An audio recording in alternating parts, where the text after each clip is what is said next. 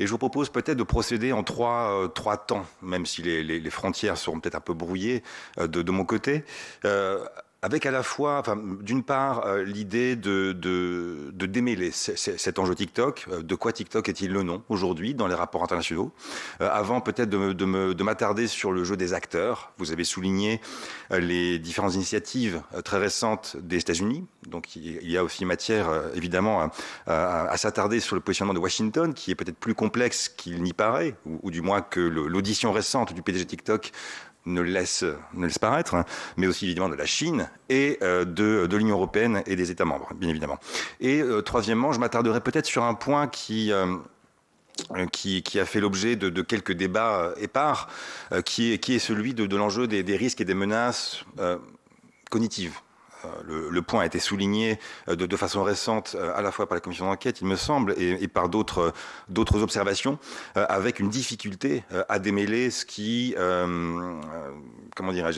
ressort du seul produit TikTok et du projet d'influence à plus ou moins long terme. Donc c'est cette trame que je vous propose évidemment à présent. Vous avez souligné, cher rapporteur, l'enjeu de Huawei, il y a quelques années, qui a suscité, là aussi, des critiques, des débats plus ou moins passionnés, à la fois en Europe, évidemment, du côté américain. Et quand on resitue cette matière TikTok, en fait, dans 5 ans, 5 ans de sanctions technologiques et financières américaines contre les acteurs chinois, à commencer par Huawei, pas seulement, mais évidemment, l'entreprise a pris toute sa part en la matière. On observe toute la part prise par les considérations de sécurité sur l'idée du doux commerce. Donc ça, c'est une évolution évidemment majeure en 5 ans où ce qui a été pratiqué de la part de l'administration de Trump est de façon peut-être plus polissée, mais tout aussi résolue sous Joe Biden, est quelque chose de très bien pris en compte aujourd'hui, où par ailleurs l'anxiété vis-à-vis de toute menace potentielle d'interférence étrangère, tantôt russe, tantôt chinoise, figure là aussi au premier rang des priorités de politique nationale et aussi étrangère. De quoi TikTok est-il le nom? Comme je l'évoquais en préambule, il faut bien avoir à l'esprit, à mon sens, que TikTok, c'est un objet géopolitique qui est d'un genre particulier. Parce que, premièrement, cet enjeu TikTok vient illustrer, à mon avis, un hiatus extrêmement fort, en fait, entre la majorité des usages de l'application, qu'on pourrait qualifier très rapidement de futilité joyeuse. Parfois, c'est un peu moins joyeux, mais globalement, il y a cette idée évidemment de futilité qui ressort. Et évidemment, le coup de projecteur géopolitique que TikTok subit depuis quelques temps. Et pas seulement depuis l'année dernière, mais depuis 2019. Et ça, j'aurai l'occasion évidemment de le rappeler parce qu'il y a eu un enchaînement, si vous voulez, de cycles entre le coup de projecteur porté par Trump lui-même vis-à-vis de TikTok en 2019 et la décision des autorités indiennes en 2020 d'interdire l'application, dans un contexte de rivalité plus ou moins sourde avec Pékin.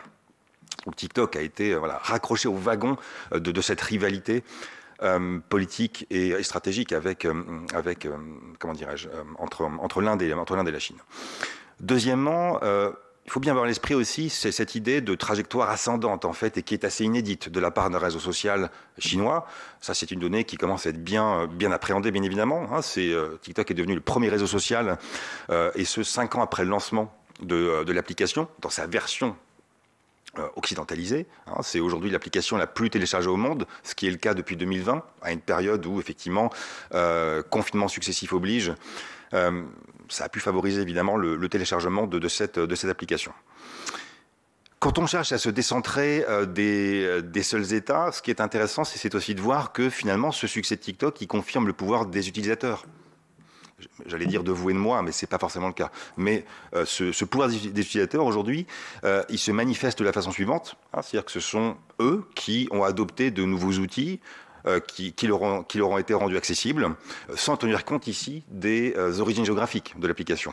Et ça, c'est important de prendre en compte, parce que très souvent, on a ce tort, et je peux aussi moi-même l'avoir, de se concentrer sur l'action et la capacité de réponse, de contre-réponse des États. Mais les utilisateurs sont aussi partie prenante de cette équation TikTok.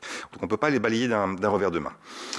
C'est, là aussi, vous le savez, le premier média social qui est né hors États-Unis, qui est capable de rivaliser très sérieusement avec les réseaux sociaux de la Silicon Valley. Facebook et ses filiales, Instagram et WhatsApp, paraissent inattaquables. Il y a eu un échec des projets concurrents. Vous avez connaissance du projet Lasso de Facebook ou du projet Reels d'Instagram qui, tous deux, malgré les moyens qui ont été engagés, ont été des échecs. Donc ce sont deux acteurs ici qui ont été bousculés de façon plus ou moins vive en à peine 5 ans. Donc là, ça renvoie aussi au temps d'action, au temps de l'innovation de l'économie numérique qui ne concorde pas forcément avec le temps d'action du politique. Donc ça, c'est aussi une donnée, je pense, à conserver en tête. C'est aussi un sujet, TikTok, qui vient contester frontalement l'hégémonie des États-Unis dans le champ de l'économie numérique, tout en envoyant au monde l'image d'une puissance numérique qui réussit. Et c'est là où le cadre de TikTok est intéressant, parce que le réseau combine deux modèles d'affaires qui jusqu'à présent ont fonctionné. C'est à la fois un réseau social et en même temps une application qui permet de partager des vidéos. Et ça, jusqu'à présent, l'exemple montre bien que cette réussite est pour l'instant inédite. Peut-être plus intéressant d'un point de vue politique, c'est que cette trajectoire ascendante de TikTok vient éclairer en creux la politique chinoise de l'administration américaine.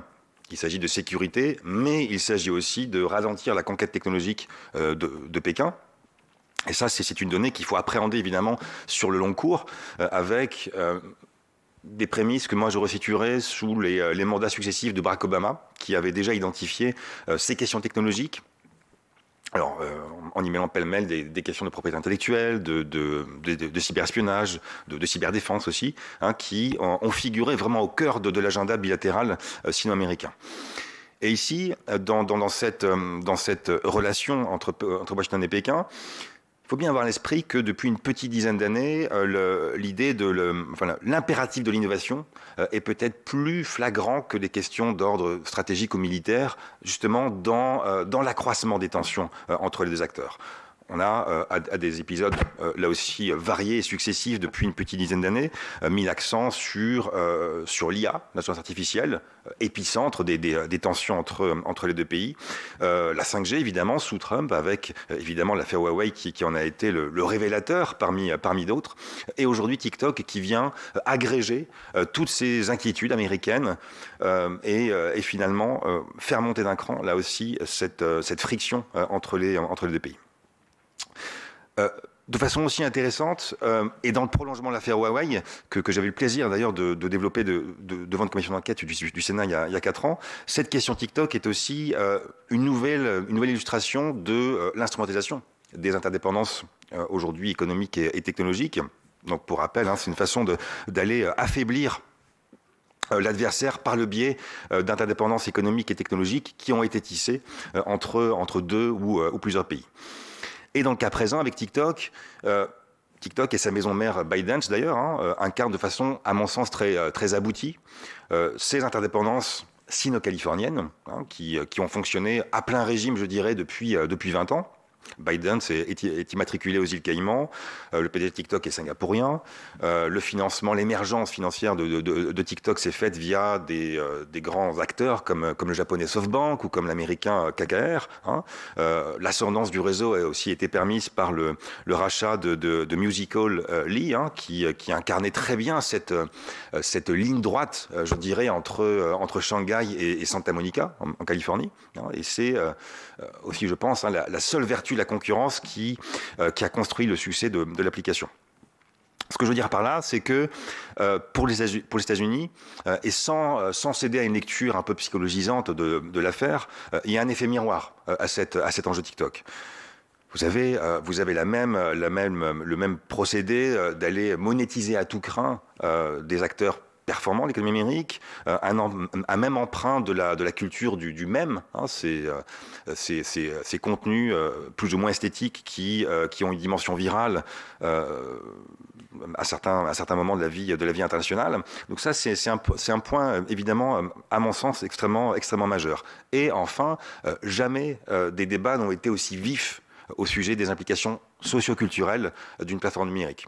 On a parlé de Huawei, avec des enjeux peut-être plus centré sur le hardware, hein, bien sûr. Et là, l'audition du PDG de TikTok la semaine dernière par le Sénat américain est une preuve flagrante que ce qui inquiète le législateur américain allait bien au-delà des risques en matière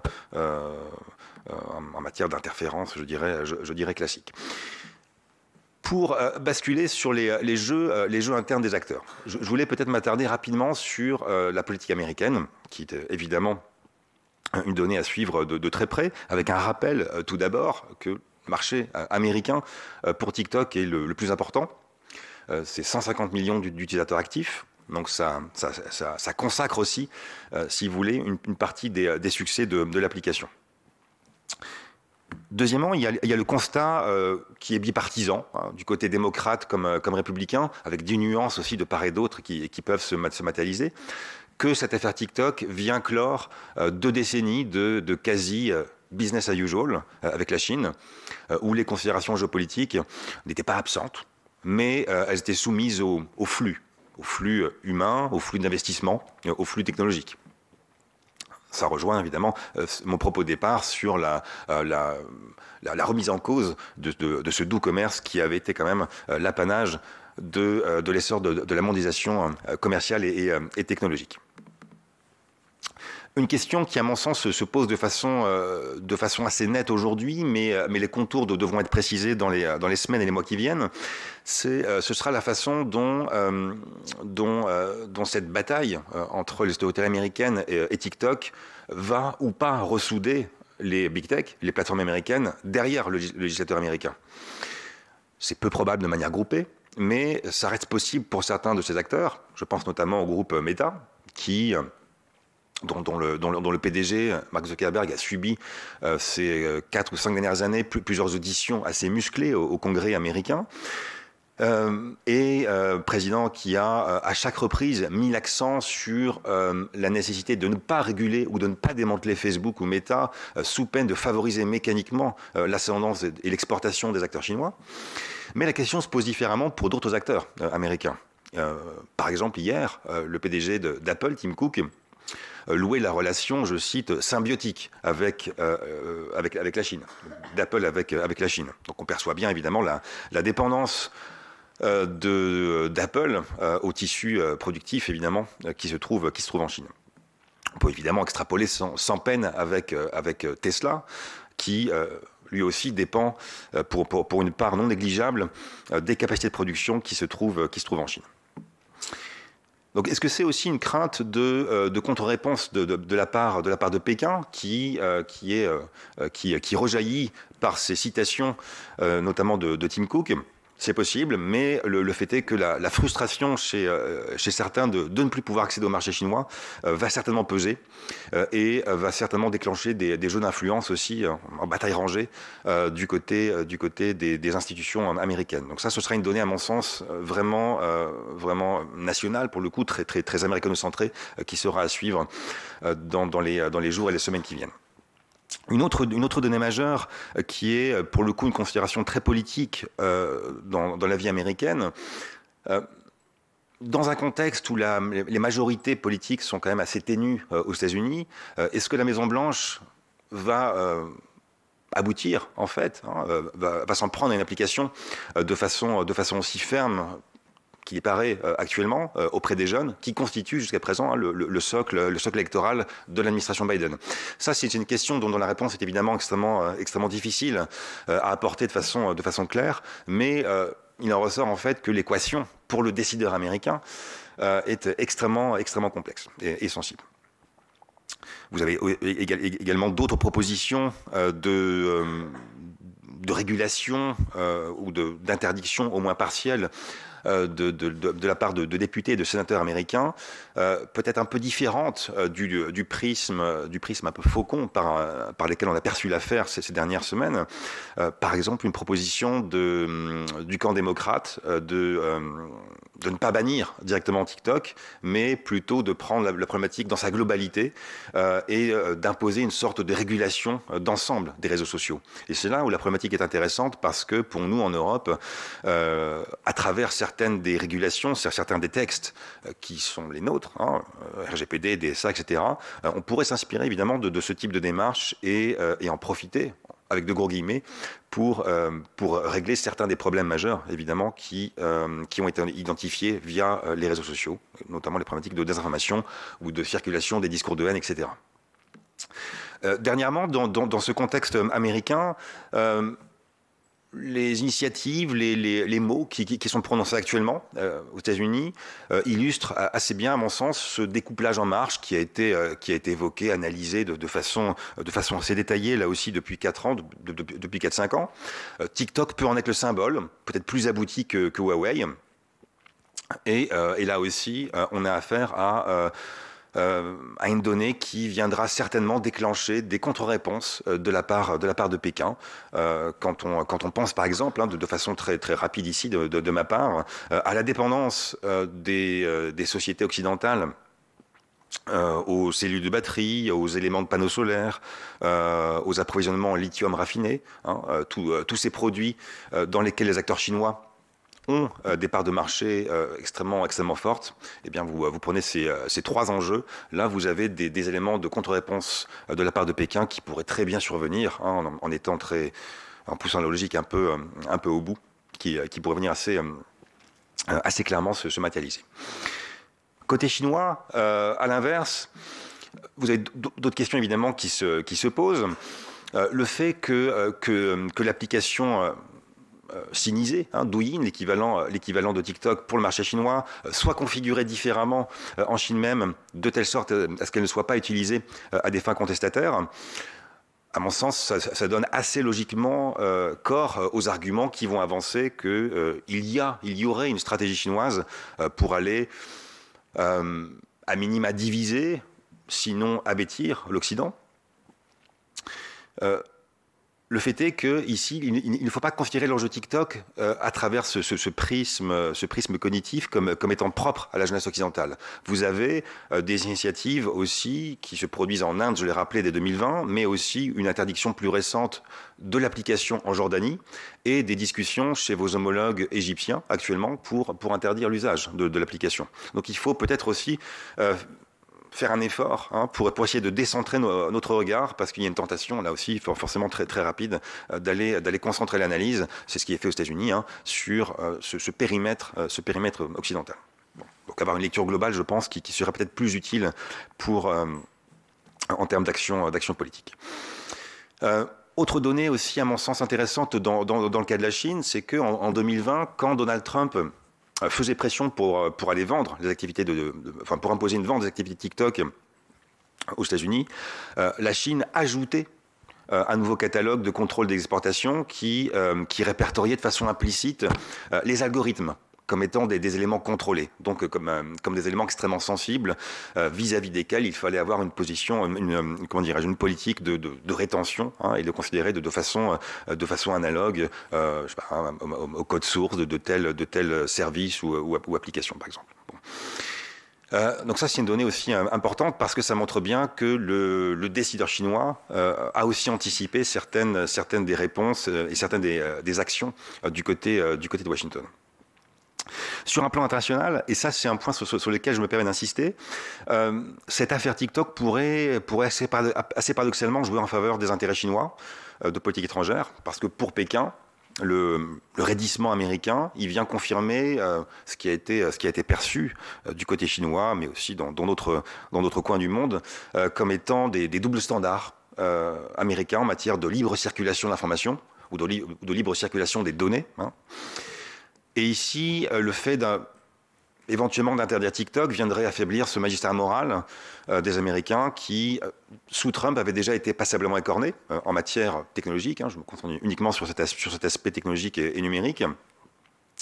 Et ici, en termes politiques, la difficulté pour les Américains serait justement d'aller continuer à porter cette position traditionnelle de garant de la libre circulation des données d'information. Et ça, c'est extrêmement délicat parce que c'est un enjeu qui structure en bonne partie la propre diplomatie américaine du numérique et qui est retranscrit dans la plupart des grands textes américains et qui va structurer ensuite en bonne partie les différentes task force et groupes d'intérêt qui vont ensuite porter la position américaine dans le reste du monde. Bon, ça c'est une donnée peut-être davantage d'ordre diplomatique, mais qu'il faut prendre, je pense, très au sérieux, surtout dans un contexte actuel, autour de la guerre en Ukraine, où ces batailles de récits prennent toute leur importance. Avant de m'attarder sur et peut-être de clore sur la posture européenne et sur les réactions possibles du côté européen, je voulais revenir sur cette idée de menace cognitive, parce que le terme est un peu à la mode. Il a fait florès tout récemment dans certaines des observations qui ont pu être publiées ou émises. Et si je voulais faire juste quelques constats préliminaires. D'abord, le cas de TikTok, évidemment, en termes d'accès aux données, voire de pêche au chalut numérique, n'est pas isolé. Ce qui est particulier, c'est vraiment le vivier d'utilisateurs du TikTok. Pour rappel, c'est 1,7 milliard d'utilisateurs. Bon, c'est une donnée purement numérique qu'il faut aussi avoir à l'esprit. Deuxièmement, c'est que TikTok est une des rares plateformes jusqu'à présent à ne pas recourir massivement à des publicités ciblées dans son modèle économique. Précise. Et troisièmement, TikTok est bien plus qu'un forum, entre guillemets, c'est aussi un éditeur du contenu. Donc ça aussi, évidemment, c'est ce qui peut déclencher toute la susceptibilité et l'anxiété, je dirais, des législateurs. Plus largement, ce qui vient ici appuyer mon propos sur ces différentes forme de menace de nature cognitive, c'est que l'entremêlement, là aussi l'interdépendance de tous les réseaux médiatiques et numériques font de cette suprématie narrative, informationnelle, un enjeu qui est extrêmement éminent de ces interdépendances aussi politiques et technologiques, à la fois globales, mais aussi pris dans leur dimension plus localisée, entre États-Unis et Chine, entre l'Union européenne et la Chine, entre l'Union européenne et la Russie, par exemple. Donc ça, on le voit tout particulièrement depuis février 2022 et la guerre en Ukraine. Ce qu'on voit aussi très bien, par ailleurs, c'est que toute la grammaire stratégique de la subversion, elle est remise au goût du jour par l'évolution des technologies. Et ce qui vient appuyer cette idée avec TikTok, c'est que l'IA a pris une nouvelle importance en permettant d'aller potentiellement personnaliser plus finement les manipulations d'informations pour, idéalement, à terme, atteindre un plus grand nombre d'individus. Et ici, cette interdépendance cognitive entre les sociétés a aussi permis le développement, voire même le foisonnement d'un mercenariat d'influence numérique dont les effets restent assez délicats à contrer. On l'a bien vu dans l'actualité récente avec les révélations autour de Tim George, etc. Car ces manipulations font très souvent intervenir des intermédiaires, des proxies, qui sont étatiques. Donc on est aussi face à des comment dirais-je, des dénis de responsabilité ou évidemment à des actions dissimulées, plus ou moins clandestines, dans ce champ informationnel. Donc TikTok peut aussi servir à ce type de stratégie qui, je le répète encore une fois, est extrêmement difficile à contrer sur l'instant et évidemment à plus long terme, dans des campagnes d'influence qui durent bien au-delà de cycles de crise, de contestation politique, par exemple. Donc ça, c'est un point, je pense, important, même si, pour en revenir à TikTok, plus qu'en cherchant à influencer directement, TikTok, avec son algorithme, peut simplement ne pas recommander un contenu, tel ou tel contenu, ce qui va façonner en retour la consommation des utilisateurs de l'application. Et ça, c'est quelque chose qui a été très documenté, notamment pour éviter de faire ressortir dans les recommandations de contenu vidéo toutes les problématiques liées à ce que M. Charon avait, je crois, évoqué la semaine dernière devant vous, autour des différentes questions qui suscitent l'ire du parti État en Chine. Il faut bien comprendre, je pense, quand on aborde ces questions-là, que ce que j'évoquais en termes de subversion est devenu la norme dans les relations internationales, je vais venir à la fin, plutôt que l'exception, finalement. Donc, cette idée finalement de rapport de force dans le domaine cognitif vient exploiter quelque chose qui est assez ancien. Donc c'est au fond une sorte de ressac qui nous revient, le ressac d'opérations d'influence au long cours, hein, mais adapté à des contenus extrêmement personnalisés, avec aussi l'idée de répétition, parce que ce qui est aussi propre à l'usage de TikTok, c'est non seulement la durée extrêmement brève des contenus, mais aussi la répétition qui permettent justement d'aller capter l'attention de l'utilisateur et le rendre évidemment extrêmement dépendant des contenus qu'il consulte. Pour en venir à l'Union européenne, et puis je finis avec ce point-là, je dirais très rapidement que c'est une chose d'aller prendre des mesures pour restreindre TikTok dans la communauté des fonctionnaires européens, la Commission, le Parlement, etc. Et c'en est une autre, évidemment, d'aller décider au sein des États membres d'interdire l'application. Ça poserait évidemment d'évidents problèmes en matière de liberté d'expression. Il y a évidemment le précédent de RT ou de Sputnik l'année dernière, mais il faut des raisons graves, des raisons étayées pour invoquer une telle décision. Donc là, il y a évidemment un questionnement d'ordre politique qui est extrêmement sensible dans le contexte qui est le nôtre en termes stratégiques. L'autre enjeu pour les Européens, c'est celui qui est aussi le nôtre, je dirais, par rapport au resserrement des relations transatlantiques depuis la guerre, depuis février 2022. Il y a le constat à faire des vastes efforts diplomatiques américains pour renforcer les alliances associant à la fois Européens et certains pays d'Asie, notamment le Japon, la Corée du Sud ou Taïwan. Et quand on prend la séquence récente, notamment avec le Forum de Davos, avec la conférence sur la sécurité de Munich en février et dernièrement le Mobile World Congress de Barcelone, la structuration des initiatives américaines a été extrêmement bien huilée et le but était simple en fait. Il s'agissait d'aller inciter les partenaires européens et asiatiques d'aller rejoindre la position américaine au sujet de TikTok en particulier et plus largement au sujet des acteurs technologiques chinois. Ce qui est aussi à suivre, et puis c'est mon point de conclusion, là aussi en faisant un lien avec l'idée de menace cognitive, c'est que les institutions européennes ne partent pas de zéro. Vous avez le Service européen d'action extérieure, le SEAE, qui a entrepris des travaux, des réflexions depuis quelques années. Ça s'est renforcé, ça s'est intensifié depuis quelques mois, au sujet notamment de la sécurité cognitive. Tout ça dans le cadre de la stratégie de réponse aux menaces informationnelles et d'interférences étrangères.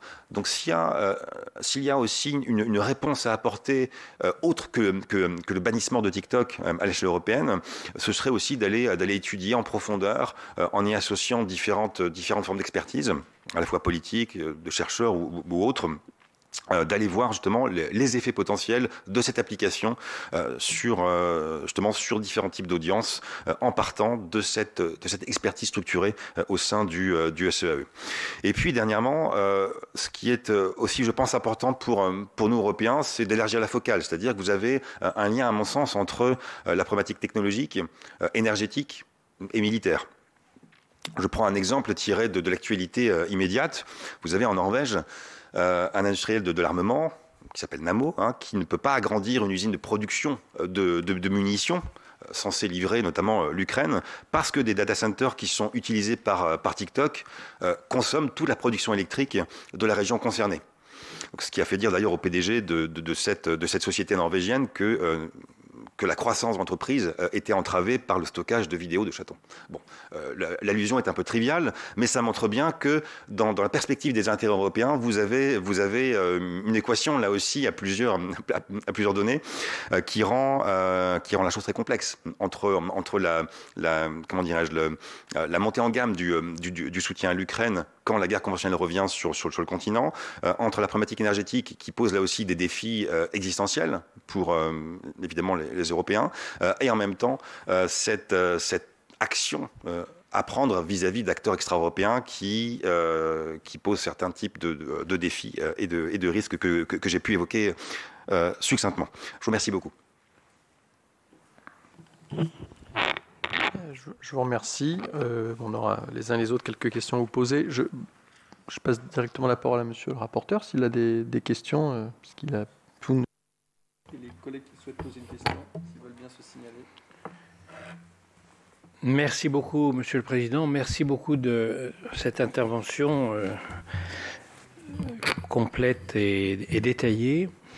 Je voudrais commencer par m'excuser, évidemment, je suis très en retard. J'ai appris hier soir tard que j'étais non pas invité, mais presque convoqué à une réunion, à un déjeuner à l'Élysée en présence de tous les présidents de groupe, enfin d'un certain nombre de présidents de groupe, et par conséquent, c'était difficile de refuser. Je n'ai pas voulu demander à Marc Parcelier de reculer l'heure de cette réunion parce que ça aurait été beaucoup plus compliqué pour tout le monde que de la laisser et puis et que je sois le seul en retard, mais je voudrais m'excuser auprès de vous d'être en retard cet après-midi. Vous avez déjà répondu à beaucoup des questions que nous nous posons. Je voudrais vous en poser peut-être 2 ou 3 autres et puis ensuite mes collègues le feront à leur tour. La première, c'est pensez-vous que le projet Texas, c'est-à-dire le projet qui fait en sorte qu'Oracle soit demain la société qui gère les serveurs et un certain nombre des services de la plateforme, soit crédible, c'est-à-dire en l'occurrence qu'elle peut éviter et contrôler qu'il n'y ait aucune porte dérobée qui arrive directement à Pékin, à Shanghai ou ailleurs, ou à Singapour, ce qui serait peut-être moins grave. Et la deuxième question, c'est en interdisant et en le faisant brusquement et avec urgence, avec un faible délai, en interdisant à tous ces fonctionnaires le chargement de l'application TikTok, la Commission européenne, j'ai l'habitude de le dire, a ouvert une boîte de Pandore parce que si c'est vrai pour la Commission, c'est vrai pour le Parlement aussi qui l'a décidé, c'est vrai évidemment pour tous les gouvernements européens, d'ailleurs ils commencent à s'en rendre compte, et deuxièmement c'est vrai également bien au-delà, c'est vrai pour des entreprises, pour des employés, cadres ou autres d'entreprises stratégiques, c'est vrai pour beaucoup de monde, et en même temps la Commission européenne ne donne pas de raison. C'est-à-dire, elle dit crainte de transfert des données. Bon. Est-ce que c'est pour éviter les problèmes diplomatiques avec la Chine et ne pas directement dire c'est pour éviter l'espionnage chinois? Mais il n'empêche qu'il n'en reste pas moins que si elle fait ça, c'est qu'elle a des bonnes raisons. C'est rare que la Commission européenne demande qu'on agisse dans les 15 jours. Est-ce que vous avez des informations plus précises? Évidemment, on va poser la question à la Commission européenne quand on les auditionnera, mais peut-être vous avez des informations plus précises. La troisième question qui est beaucoup plus générale et qui ne concerne pas seulement TikTok, est-ce que selon vous le règlement européen sur les services numériques, le DMA, le DSA, sont aujourd'hui la garantie d'une véritable responsabilisation des plateformes, ou est-ce que l'objectif est encore loin d'être atteint? Et enfin, quel est votre... bien entendu, le problème, vous avez évoqué tout à l'heure l'interdiction. On n'est pas dans cette commission d'enquête aujourd'hui sur une proposition, une décision de proposition de quoi que ce soit. Peut-être qu'à la fin, on aura un certain nombre de recommandations, peut-être même en raison de choses qu'on découvrirait que ça pourrait être le sujet de l'interdiction. Mais indépendamment de cela...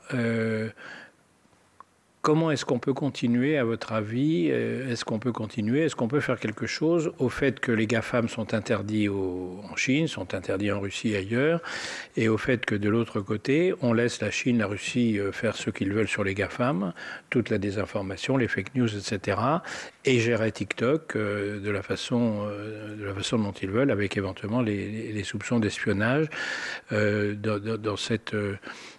cette confrontation géopolitique qui va ne faire qu'augmenter au cours des années qui viennent, comment sortir de cette contradiction? Merci, madame. Comme il y a pas mal de questions, on va peut-être faire une première salve de réponses là-dessus. Hop, avec le micro. Alors, effectivement, Monsieur le Président, les questions sont assez diverses, donc non plus pas de prétention d'exhaustivité, mais je vais essayer d'être le plus précis possible, en prenant peut-être pour point de départ votre dernière question sur finalement en évoquant pas le terme de réciprocité, mais c'est bien ici au fond l'enjeu, et que je resitue dans ce que j'ai pu évoquer avant votre arrivée au sujet des interdépendances qui sont instrumentalisées de part et d'autre entre les grandes puissances et les grands acteurs dans le champ technologique. Donc là, c'est vrai que j'aurais tendance rapidement à lier la question aussi à des enjeux d'identité, de savoir qui nous sommes, et est-ce qu'au fond on applique toujours l'enjeu des valeurs quand on cherche à défendre un modèle technologique, ou alors est-ce qu'on assume le fait que tous ces enjeux technologiques soient devenus des enjeux de sécurité nationale, et est-ce qu'on se débarrasse de ces oripeaux qui dans le cas des États-Unis, on a bien vu récemment, peuvent embarrasser l'action politique. Mais ça peut faire peser en retour le risque de fragmentation technologique, qui évidemment n'est pas nouveau. Il a été identifié il y a déjà plus d'une décennie, qui est pratiqué de façon originelle par la Chine dans la structuration même de son propre cyberespace. Mais c'est vrai qu'aujourd'hui, avec certaines des actions occidentales, on a quand même l'impression d'un détricotage, non seulement des interdépendances, mais aussi de ce qui fonde aussi la nature ouverte, libre, interopérable du réseau. Donc au fond, ma réponse ici, elle vient à vous dire que c'est affaire de choix très politiques en fait sur ce qu'on souhaite aussi véhiculer et transmettre par le biais de la technologie. Donc c'est évidemment une question épineuse. Et le fait de vivre dans un contexte de réciprocité, certes, est assez tentant. Il y a ce fameux terme de weaponization en anglais qui illustre bien finalement toutes les balles tirées dans ces aspects-là, mais qui aurait aussi pour effet de créer des situations d'escalade. J'évoquais tout à l'heure les différents domaines dans lesquels la Chine pourrait éventuellement répliquer. Les batteries, le lithium, les panneaux solaires, etc. Où là on voit bien qu'il y a une forme d'asymétrie par rapport à ce qui fonde une partie de nos ressources économiques. Donc c'est évidemment très sensible. En remontant le fil de vos questions, vous avez évoqué l'appareil législatif dont s'est dotée l'Union européenne. Est-ce qu'il est suffisant ? C'est vrai que quand on prend le RGPD, le DSA plus récent, quand on prend aussi, j'y ajoute volontairement la capacité d'action et parfois la volonté d'action de certaines des CNIL européennes, on voit bien que finalement cet appareillage européen est déjà assez conséquent, qu'il y a un foisonnement d'initiatives aussi en matière de cybersécurité depuis une année, de lutte aussi contre la désinformation qui est louable. Il ne faut pas céder à cette idée, je pense, d'une Union européenne qui serait nécessairement une passoire et qui aurait nécessairement un temps de retard par rapport au temps de la technologie. Donc il faut aussi, je pense, se féliciter de cet appareil. Donc ça veut dire aussi, par extension, qu'il faut que l'Union européenne puisse tirer profit de cette puissance normative et comme elle l'a montré dans le cas du bannissement de TikTok dans les appareils des fonctionnaires européens de la Commission, qu'elle puisse agir rapidement. Vous avez souligné le délai de 15 jours, ce qui est évidemment dans le temps bruxellois extrêmement réduit. Donc il faudrait aussi être en mesure de proposer des initiatives tout aussi réduites d'un point de vue temporel. Je ferai un parallèle quand vous évoquiez le manque de justification donnée à cette interdiction au sein de la Commission européenne. Je ferai un parallèle avec la boîte à outils 5G qui avait été annoncée au plus fort des tensions avec Huawei il y a quelques années, en 2000 si ma mémoire est bonne, et qui déjà à l'époque avait été un signe politique assez fort de la part de la Commission, dont on n'avait pas forcément l'habitude de voir la prise en compte politique de ces thématiques de sécurité. Mais en même temps, cette boîte à outils 5G ne tranchait rien. C'était essentiellement des propositions, des préconisations qui étaient faites aux États membres, mais États membres qui se voyaient totalement libres pour ensuite agir sur le plan de la loi en interne.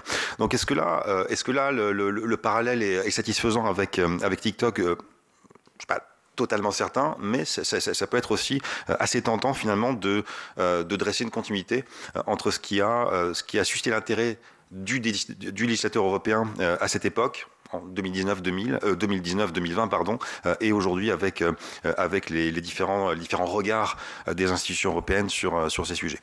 Et pour aborder la question du projet Texas et aussi du projet finalement Clover, qui est une émanation finalement européenne de cette initiative européenne. Ce que je vois avant tout ici, c'est le retour en force de l'enjeu de la relocalisation des données, dont on avait pris conscience il y a exactement 10 ans, en fait, avec l'affaire Snowden. Cet enjeu d'aller relocaliser les données numériques sur des territoires donnés avait à l'époque été critiqué vertement par les Américains qui nous avaient accusés de protectionnisme déguisé. Donc là, c'est assez cocasse que finalement les États-Unis se livrent ou se livrerait à l'avenir, dans un avenir proche, à des pratiques plus ou moins similaires et qui reviennent à imposer de facto un protectionnisme très marqué en matière de stockage des données. Donc, est-ce que ça revient à dire que pour les Européens, il y aurait davantage de coups des franches en la matière? Je ne sais pas, mais d'un point de vue politique, ce serait aussi évidemment à suivre. D'un point de vue technique, je n'ai pas toutes les cartes en main, mais ce qui est soulevé à travers cette relocalisation des données des utilisateurs américains de TikTok aux États-Unis, ce serait aussi la capacité de l'entreprise à pouvoir assurer vraiment cette scission des activités, sachant qu'une partie des équipes techniques se situe toujours en Chine, donc dépend aussi formellement de la loi chinoise. Donc ça, c'est une donnée qui est peut-être moins souvent évoquée quand on évoque Texas et Clover, mais qui méritera aussi une clarification, je pense, de TikTok et de la maison mère, ByteDance. Et là, la réponse est évidemment majeure. Je vais m'arrêter ici. Merci. J'aurais une petite question avant de prendre les questions des personnes inscrites. Alors, je ne me fais pas l'avocat du diable en disant ça, mais c'est pour vous faire préciser les choses. Tout au long de votre propos liminaire, vous avez évoqué les difficultés qu'on rencontre, qui peuvent être provoquées par TikTok, mais vous avez insisté un moment pour dire que la particularité de TikTok, c'était le vivier d'utilisateurs, du fait du nombre d'abonnés qui a été exponentiel et qui est énorme par rapport à des réseaux qui sont arrivés à saturation, ou comme Facebook, dont on nous dit que c'est entre guillemets un réseau vieillissant. L'absence de publicité ciblée, le fait qu'il soit éditeur de contenu. Mais dans tout ce que vous avez évoqué depuis le début, vous n'évoquez pas, j'ai le sentiment, alors soit c'est parce que ça va sans dire, et donc je voulais vous le faire préciser, soit c'est parce que c'est le fond de votre pensée, vous n'évoquez pas de différence de nature profonde avec d'autres réseaux sociaux. Vous venez même de dire que finalement les États-Unis se retrouvent un peu dans une position cocasse quand ils exigent ou ils demandent la localisation des données après s'être offusqués du fait qu'on pouvait le demander à une époque. Vous avez dit à un moment qu'une des particularités de TikTok était par exemple le fait, un peu subtilement, de ne pas recommander certains éléments plutôt que de recommander de manière un peu grossière. Mais dans cela, c'est un peu la même chose avec Cambridge Analytica, où ce qui est sorti des différentes, notamment les commissions d'enquête parlementaires, c'était le fait de réussir à dégoûter ou à dissuader d'aller voter plutôt que de faire voter pour celui d'en face. On a eu ça dans certains comtés très précis. Donc la question c'est, est-ce que vous confirmez une différence de nature profonde qui tient au régime politique de la maison dans lequel se situe la maison mère? Premier point. Et deuxième point, par rapport à Huawei, vous avez dit que le parallèle n'était pas forcément évident à faire, mais finalement, si on ne parle pas d'interdiction générale et absolue, ce qui poserait une difficulté de positionnement par rapport à l'Occident et son rapport aux libertés publiques, à la liberté d'expression, etc. Est-ce que le parallèle avec Huawei ne peut pas être fait sur des interdictions, ou plutôt des freins, ou des limitations, ou le fait de brider, sans mauvais jeu de mots, de manière ciblée? Par exemple, ce qu'on fait en France sur le fait de ne pas interdire les équipements Huawei, mais de dire où sont les endroits où on ne peut pas mettre des équipements Huawei, que ce soit sur l'investissement en dur ou sur le logiciel. Puis je vous laisse peut-être noter ça et je prends les autres questions à ce moment-là, si ça vous permet de faire une réponse groupée. Monsieur Perrin. Pardon, merci Monsieur le Président. Alors moi j'avais une question sur Texas et Cover, mais j'aimerais que vous puissiez nous dire un mot éventuellement sur les raisons qui motivent les pays hors Occident. Vous en avez cité quelques-uns, la Jordanie, l'Inde, l'Égypte, à interdire TikTok, parce qu'aujourd'hui on a effectivement un certain nombre de motivations aux États-Unis et ailleurs, mais quelles sont les motivations pour ces pays-là? Et puis par extension à ce que disait tout à l'heure le président Maluret, le rapporteur Maluret, pardon, mais président aussi, quelle analyse est-ce que vous faites des initiatives miroirs au projet Texas qui sont portées par l'Union européenne? Ça pourrait être intéressant aussi que vous nous en disiez quelques mots. Merci. Merci Monsieur le Président. Ah pardon. Non, peu importe. J'hésite à jouer la galanterie sur l'égalité femmes-hommes. Madame Billon, j'ai pris dans l'ordre. Elle ne peut pas le savoir à l'avance. Madame Billon, je vous en prie. Pardon, Monsieur le Président, mais le regard était dans la même direction. Donc, merci à vous, Monsieur Nocetide, pour déjà toutes les réponses que vous avez pu nous apporter. Vous avez évidemment dressé le tableau de l'application TikTok, avec cette application au départ jeune, ludique, et qui devient finalement source d'utilisation de guerres géopolitiques. L'occasion pour Pékin d'attaquer finalement, de dénoncer la censure occidentale. Donc ne pensez-vous pas que finalement cette censure qui intervient après des années d'utilisation de réseaux sociaux autres que finalement chinois, soit de nature à affaiblir finalement les démocraties occidentales ou le modèle américain, parce que l'accaparation des données, le pompage des données, c'est pas nouveau. Donc qu'est-ce qui justifie aujourd'hui cette inquiétude? Ça a été déjà posé par nos collègues, mais ces inquiétudes n'auraient-elles déjà pas dû avoir lieu depuis plusieurs années? Et finalement, ce fléchage de la Chine n'est-il pas de nature à nous affaiblir? Juste sur la législation que vous appeliez de vos voeux et que vous faisiez référence au RGPD, au DSA, qu'est-ce que vous pouvez nous donner comme piste? À quelle échelle? Avec quelle réciprocité? Parce qu'on a surtout parlé de l'Europe pour l'instant. Et ne pensez-vous pas qu'un réseau qui compte plus d'1 milliard, presque 2 milliards d'utilisateurs, est-il encore possible de l'encadrer? Merci. J'espère que mon collègue André Gattolin n'a pas été absorbé, sa question n'a pas été absorbée. Vous savez, l'amour, c'est de regarder dans la même direction. Je suis inabsorbable, j'ai toujours une question de rechange. Voilà. Non, moi je reste un peu sur ma faim parce que c'est la question que je me pose. Vous avez dû me l'entendre poser d'ailleurs dans une précédente audition. De quoi TikTok est-il le nom? Et là, j'ai l'impression qu'on est sur quelque chose encore dans l'analyse, à tous les niveaux, au niveau de cette commission et de vos propos, un peu flou. Moi, ce que je me demande, c'est est-ce que c'est une entreprise classique? Si oui, quel est son business model actuel et quel est son devenir? Je dis ça parce que, vous l'avez évoqué vous-même, vous dites c'est un réseau social qui a 1 milliard et 700 millions d'utilisateurs. C'est une source de données incroyable et on ne fait pas de publicité ciblée.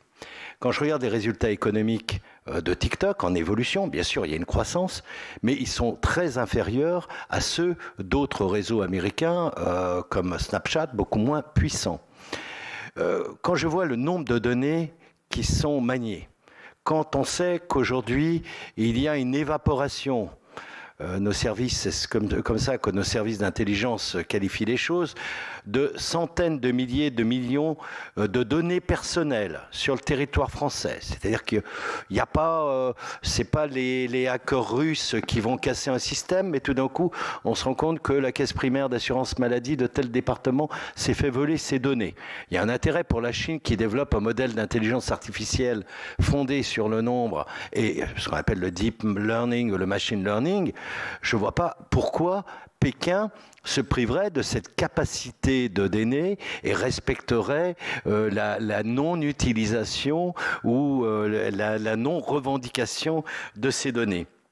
Quand je vois que TikTok annonce que plus de la moitié de ses futurs bénéfices seront là pour... Alors, est-ce que ça sera fait pour rétribuer les producteurs de contenu?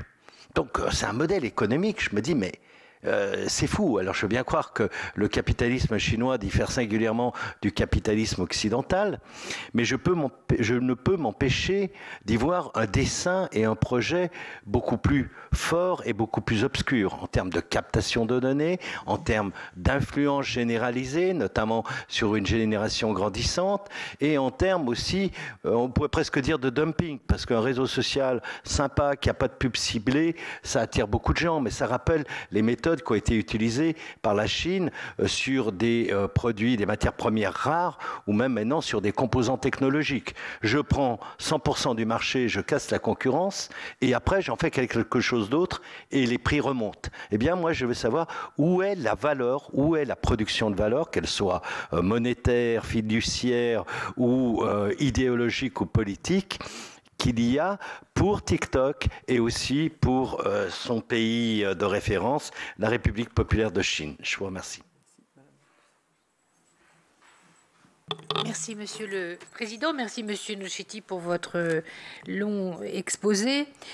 Très clairement, vous nous l'avez démontré, l'Internet est un terrain d'affrontement mondial.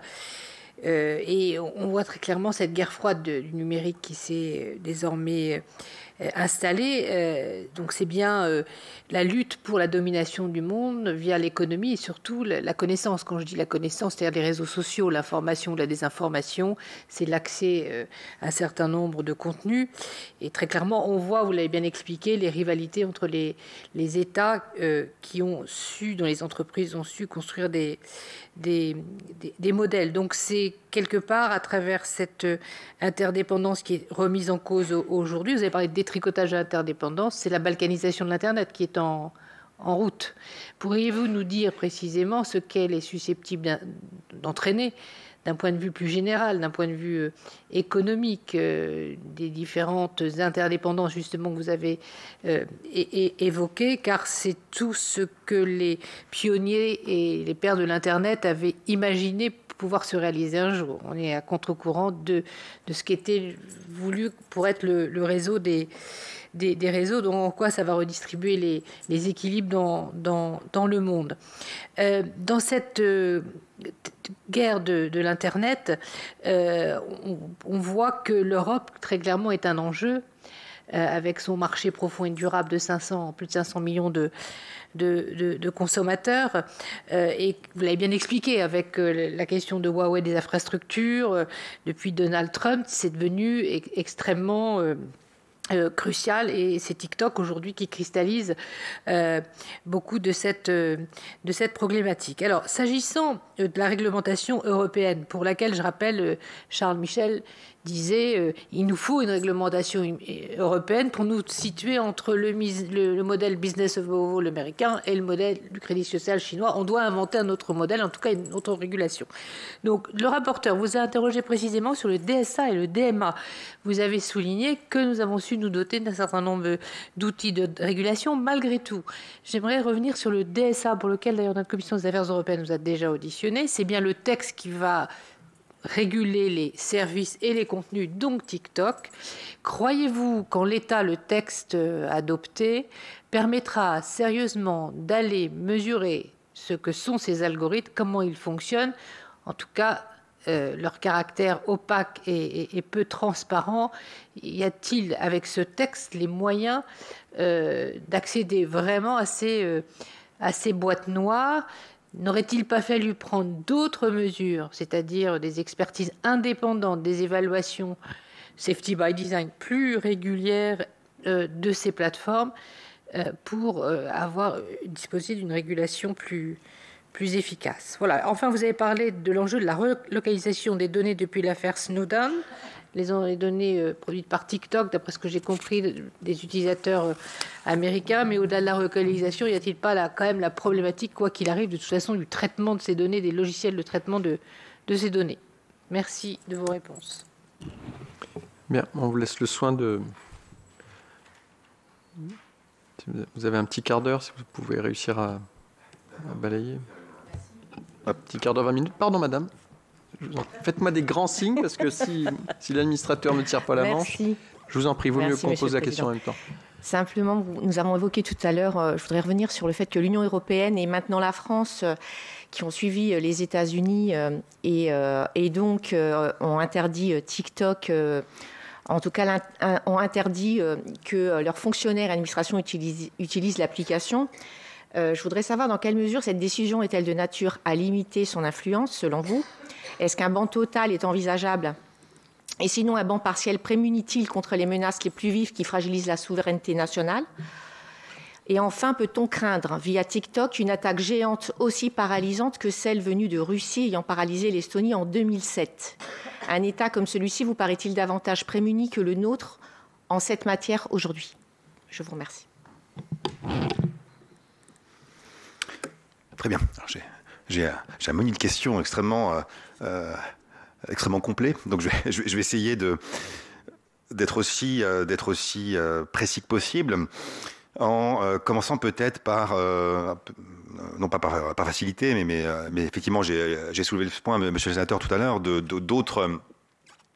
d'autres États, notamment l'Inde ou la Jordanie, qui ont interdit l'application. Donc, qu'est-ce qui a conduit principalement ces États à agir de la sorte? Alors, dans le cas de l'Inde, le contexte était particulier puisqu'on était en pleine compétition qui a failli déboucher sur des affrontements militaires entre les deux pays, où l'enjeu tel qu'il a été formulé par New Delhi était d'aller bannir une 60aine d'applications chinoises sur le territoire indien.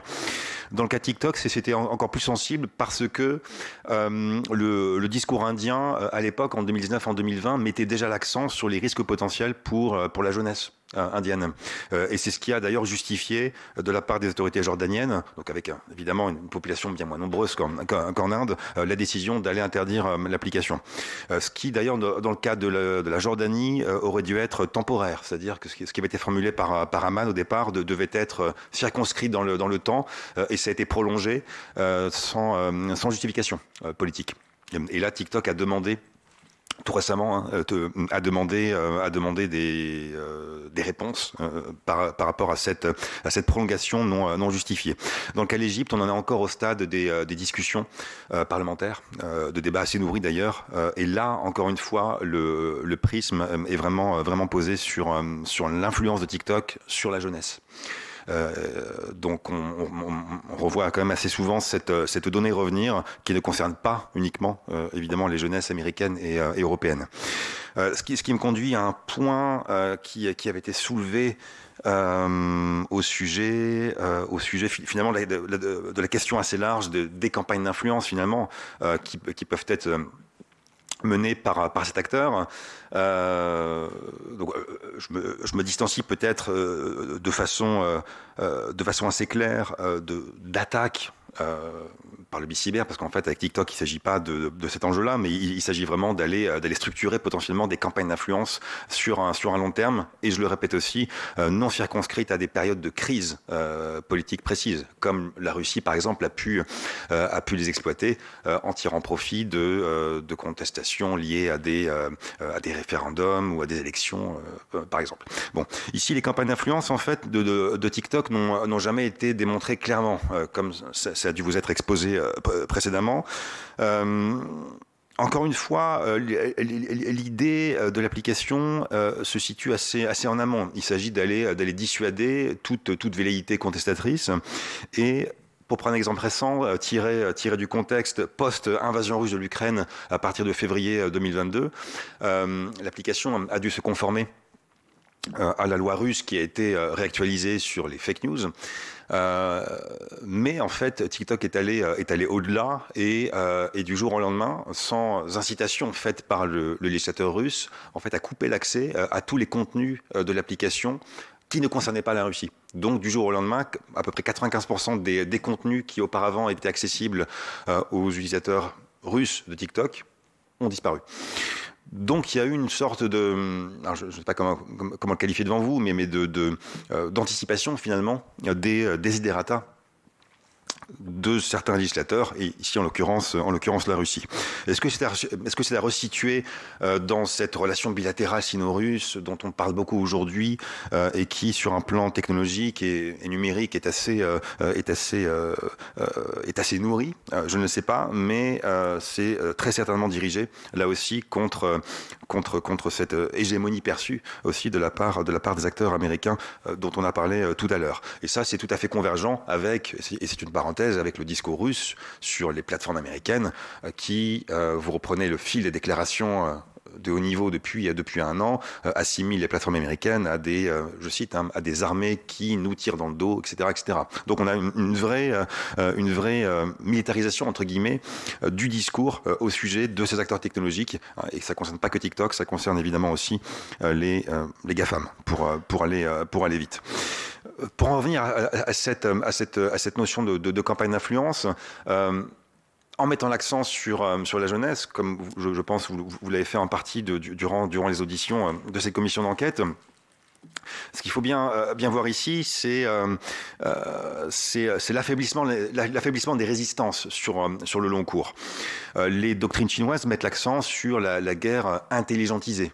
C'est une mauvaise traduction, je n'ai pas le bon terme ici devant vous, mais l'idée est d'aller détruire la force productive d'une société. Pas du jour au lendemain, bien sûr, mais sur plusieurs décennies. C'est quelque chose qui est écrit noir sur blanc.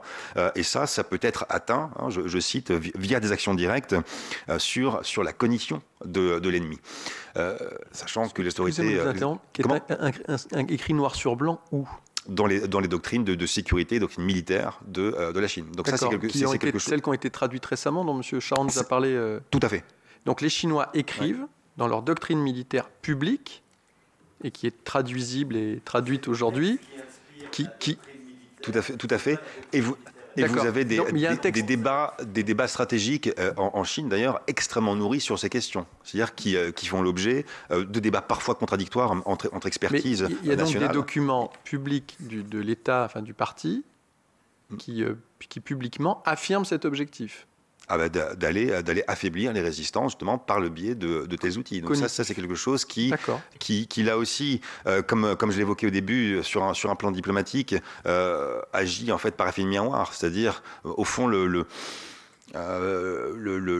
comment dirais-je, ce que la Chine nous dit à travers ça, c'est que, notamment aux Américains, c'est d'aller renverser les dividendes de l'Internet tel qu'il a été conçu, en prenant appui sur la liberté totale d'expression que permet le réseau, et d'aller exploiter ça justement contre l'adversaire identifié. Donc c'est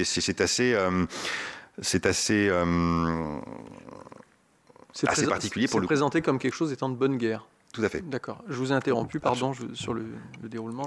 Absolument. Je remercie, monsieur le rapporteur. Sur votre question concernant finalement, je l'aborde en partie sur l'affaiblissement des démocraties libérales, avec des inquiétudes qui auraient dû, je cite, avoir lieu il y a plus longtemps. Effectivement, c'est vrai que votre institution avait déjà souligné les risques numériques liés à la Chine de très longue date. Donc il y a une partie des débats qui n'a pas émergé ces derniers mois ou dernières années. C'est quelque chose dont on a pris conscience quand même de façon beaucoup plus ancienne, mais on est, je pense, à un moment charnière où c'est plutôt l'ensemble en fait des sociétés occidentales qui ont pris la mesure en fait du risque potentiel posé par ces acteurs et par justement la volonté politique aussi chinoise d'aller agir chez l'adversaire par ce biais numérique. Donc affaiblissement, oui, et encore une fois, au long cours. Donc là, j'aurais peut-être un effort de temporalité exprimé devant vous. Il ne faut pas attendre de conséquences à très court terme ou à court terme, mais vraiment sur un temps beaucoup plus long. Pour en revenir à des enjeux plus juridiques, économiques aussi, dans une perspective européenne, c'est vrai que le DSA, je l'ai abordé rapidement, mais les dispositions du document peuvent peuvent sembler satisfaisantes au premier regard. Ce qui est intéressant de relever, c'est que déjà une partie du débat américain au sujet du DSA critique le texte en nous disant que finalement les dispositions du DSA iront favoriser les acteurs chinois pour aller s'implanter en Europe. Donc là aussi, vous avez un autre élément de discours de bonne guerre, entre guillemets, qui vise aussi à peut-être aussi aller affaiblir finalement certaines dispositions du texte européen. Et je vous rejoins totalement, Madame la sénatrice, sur cette idée d'aller idéalement en profondeur dans l'examen des algorithmes ou d'aller décortiquer la boîte noire des algorithmes, et celui de TikTok est particulièrement sensible et opaque, vous l'avez souligné. Donc là, vous avez un enjeu, je pense, très politique à aller interroger. Et c'est une donnée qui, là aussi, a été anticipée, à mon sens, par les équipes de l'application, avec il me semble déjà des expertises indépendantes qui ont dû être relevées ou soulignées pour aller faire ressortir l'innocuité de l'algorithme et sa transparence. Bon. Mais là, c'est un enjeu, je pense, tout à fait prioritaire, à mon sens, dans la poursuite de cet examen. En matière d'effet d'échelle, vous avez souligné, je crois, Madame la sénatrice, l'idée d'être en mesure d'agir ou pas sur 2 milliards d'utilisateurs. Est-ce qu'il n'est pas trop tard, et est-ce que finalement le temps politique joue en notre faveur? La question est extrêmement délicate, évidemment, parce que effectivement, on a affaire à un réseau, je l'ai souligné, qui a eu une croissance extrêmement rapide. On est passé de 700 millions d'utilisateurs en 2020 à 1,7 milliard 3 ans plus tard, donc, ce qui est une croissance absolument inédite comparée aux autres plateformes que j'ai évoquées précédemment. Donc là, vous avez à nouveau cette difficulté d'aller à la remorque finalement de cet acteur qui évolue beaucoup profondément en très peu de temps.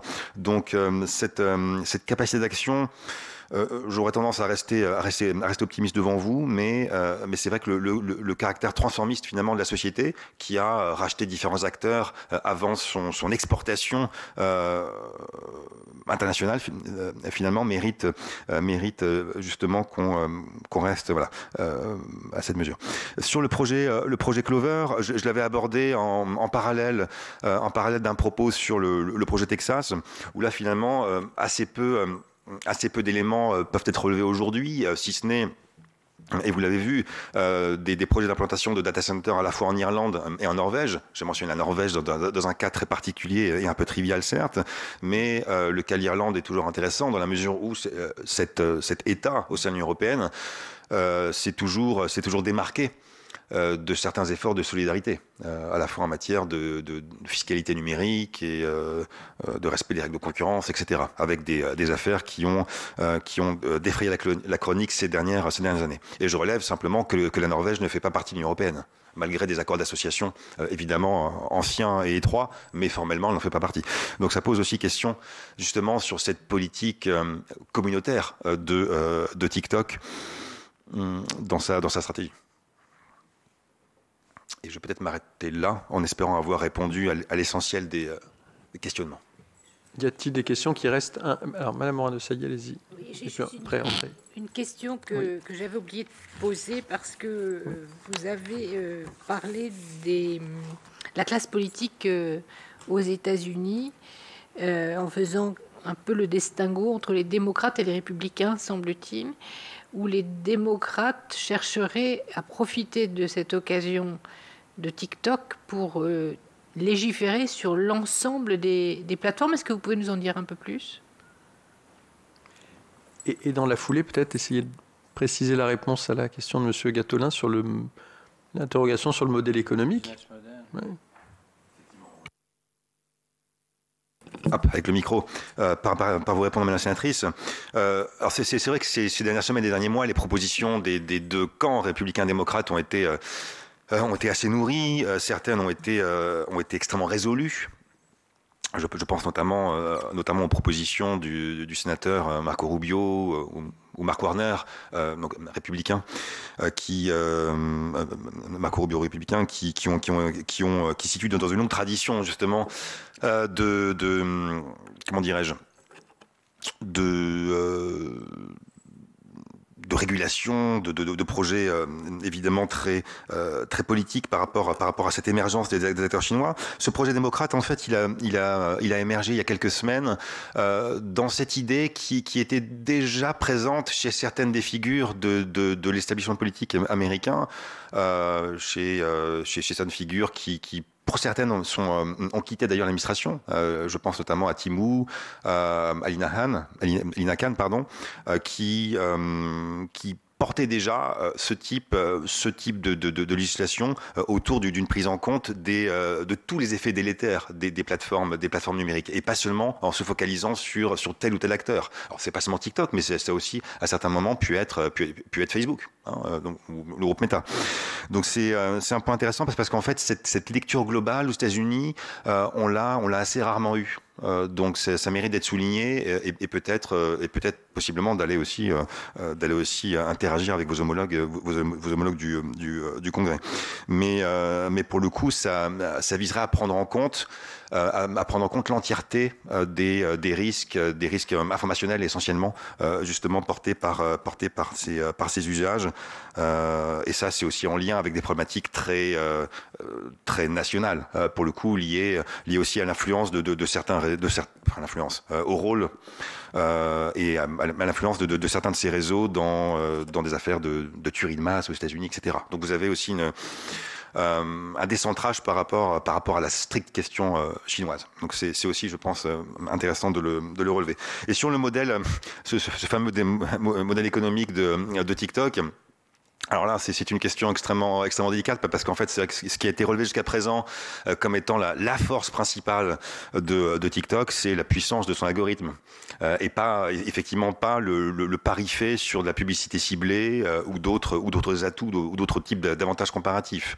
Ce qui a été pratiqué dès le départ par TikTok, ça a été un appui sur des relais issus du monde des arts, de la musique essentiellement, et aussi du sport. Des contrats ont été noués, notamment aux États-Unis, avec des figures du basket ou de la musique en fait sur place, et ce qui a permis au réseau TikTok d'aller engranger très massivement des utilisateurs.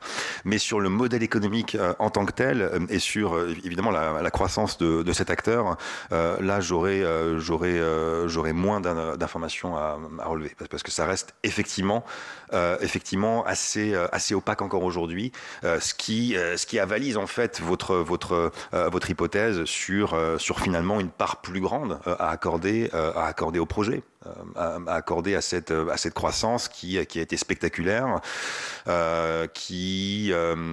un réseau TikTok qui a cherché dès le départ sur le plan du design, sur le plan visuel, à se débarrasser de tout rattachement possible à la RPC, à la République populaire de Chine, mais on voit ici que justement la politique rattrape très rapidement l'enjeu. Mais pour le coup, ce modèle d'affaires doit aussi être creusé. Le rapporteur n'ayant pas d'autres questions, non, c'est bien, je pense qu'on a fait le tour. Écoutez, monsieur, merci beaucoup pour vos éclairages devant la commission. Merci à vous.